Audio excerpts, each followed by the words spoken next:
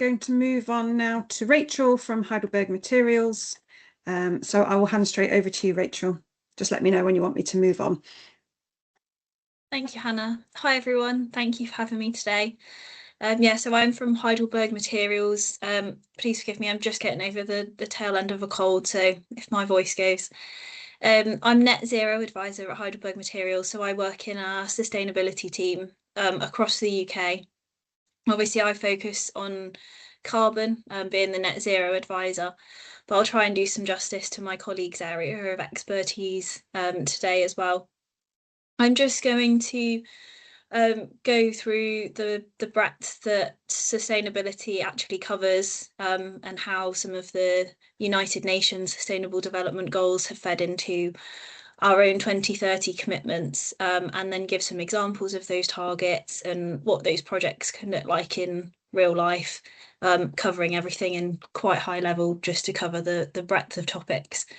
As Helen and Maisie have already touched on, really, that there's a lot of overlap in sustainability, and there's also a lot of areas that it covers as well. If I could have the next slide, please. So these are the United Nations Sustainable Development Goals, often shortened to the SDGs. They were adopted by all United Nations member states in 2015 as a shared framework for addressing the world's biggest challenges by 2030. And there's 17 goals in total. You can see that they cover everything from climate action and responsible consumption to education, health, equality, and peace and justice. They're covering sustainability from a social and economic perspective as well as environmental. Don't worry, I won't go through these one by one, but I've just brought them up to show the range that they cover. So obviously for an industry like ours, we touch many of these goals directly and indirectly. And that's through how we make our products, how we look after our people, how we use land, water and energy, and how we support the communities around our sites. And then it's this framework that's fed into how we've developed our own UK sustainability commitments for 2030, which is what I'll come on to next. Next slide, please. So we've developed these UK sustainability commitments for 2030 that align with the United Nations SDGs. They're split into 4 pillars: net zero, safe and inclusive, circular and resilient, and nature positive. These commitments reflect the wider global group strategy, as well as taking into account the UK key drivers as well. This helps us to have clear and measurable goals to help build a more sustainable future. And then I'll just talk through each of these pillars and give examples of projects that relate to each of the pillars as well. Next slide, please.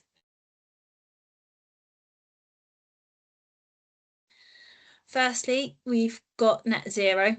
This covers all aspects of decarbonisation, and it's often what people first think of when they hear the word sustainability as well. For us, this includes reducing emissions from our own operations, developing lower carbon products, and planning for longer term solutions where emissions can't be eliminated completely, like in cement production. Some examples include the first one of reducing Scope 1 emissions per tonne by 15% from a 2016 baseline. Scope 1 emissions are all emissions that we're directly responsible for things such as burning fuels. Having a clear baseline is important when setting targets so that you can measure your progress consistently over time, and also means that you can't keep moving the goalposts as well. We've also have a carbon capture and storage project planned at Padeswood, with the target to get that operational by 2028 or 2029. And obviously that's important for addressing the emissions that are inherent to cement production. And alongside that, there's targets that many of us are looking in our daily lives as well, such as transitioning transport, with a target for 100% of company cars being hybrid or electric, and 50% of vans being electric as well. Right, next slide, please. So moving on to an example of how those net zero targets translate into a real project. Criggan Asphalt's located in North Wales, and it was the first site in the UK to use hydrogen as a fuel on an asphalt burner. This picture on the right shows the first 20 tonnes that were produced at Criggan using hydrogen. Hydrogen is considered a green fuel because it doesn't produce carbon dioxide when it's combusted, so it has the potential to significantly reduce fuel emissions compared to traditional fossil fuels. Over the course of the trial, we used 4,522 kilograms of hydrogen to produce over 1,300 tonnes of asphalt. So obviously this trial went on for a few weeks, and it showed a 76% reduction in fuel emissions, which translated to a 23% reduction in the overall carbon footprint of the asphalt that was produced during the trial.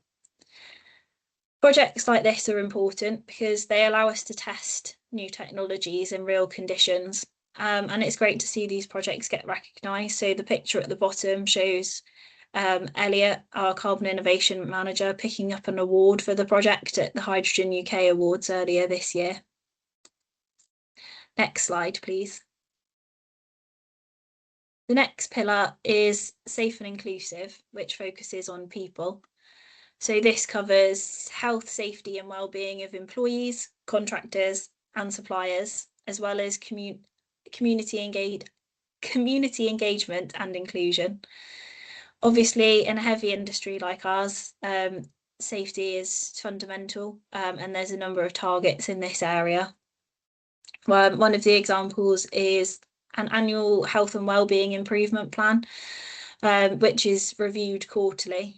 And we also offer a volunteering day per employee, and the targets for a year-on-year increase in uptake from that. And then also a target for 25% of women in senior roles, reflecting the need to improve diversity in parts of the business when representation has traditionally been low. As with the net zero targets, these targets are there to just give some structure and accountability. Next slide, please.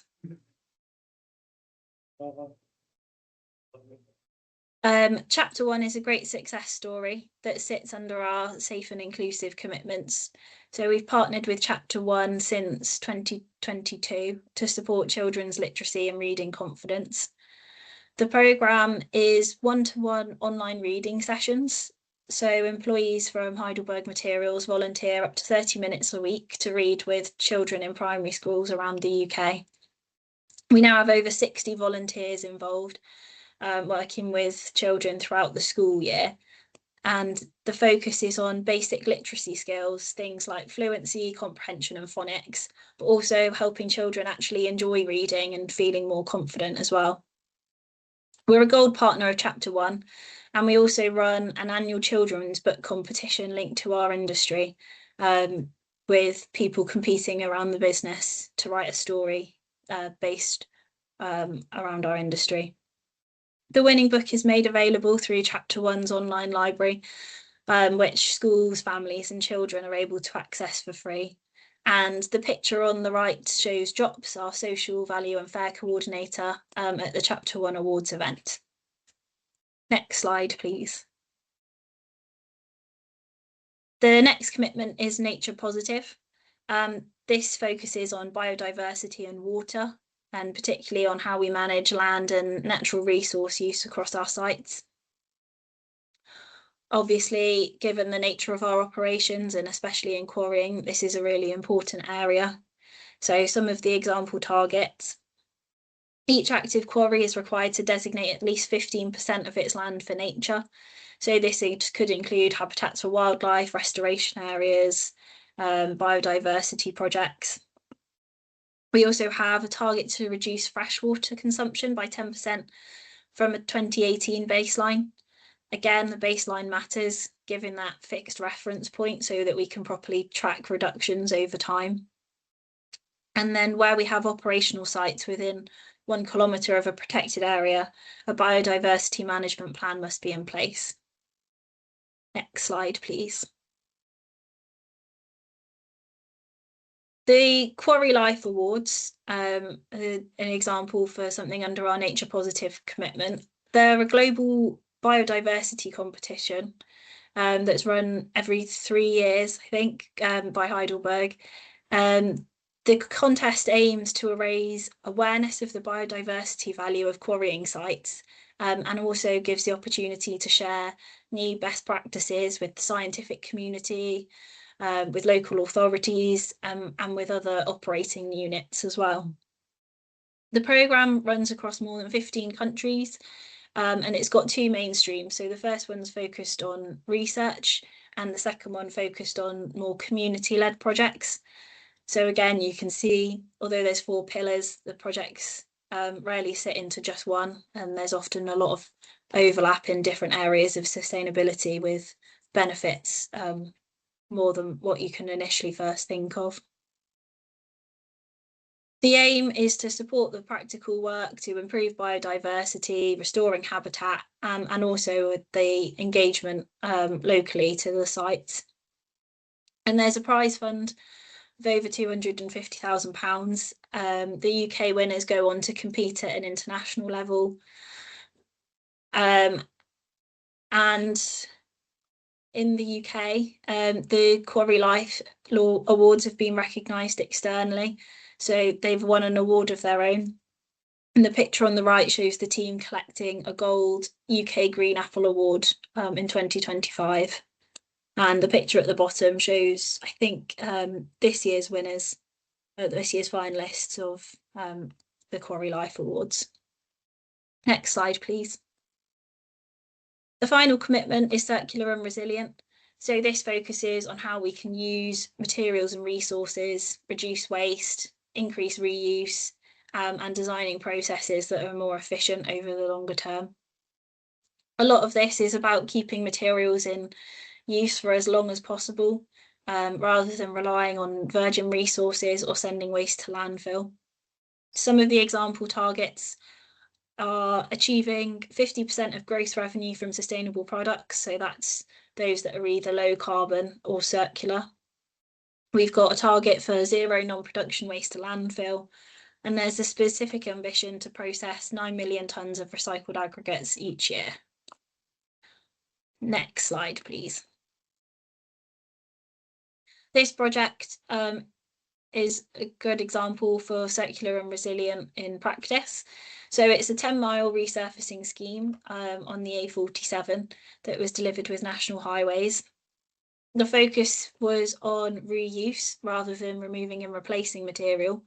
So existing road materials were recycled in situ and used to form a binder course with over 90% recycled content. And in total, more than 13,000 tonnes of recycled material were kept in the system, including around 2,400 tonnes of tar-bound material that would normally have been taken off-site and sent to specialist landfill.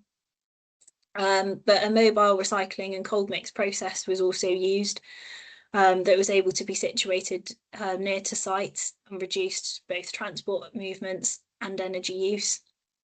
So that resulted in a carbon saving of over 400 tonnes of CO2 equivalent across the scheme. So again, a win across multiple pillars. Next slide, please. Yeah, that's me. So thank you for your time.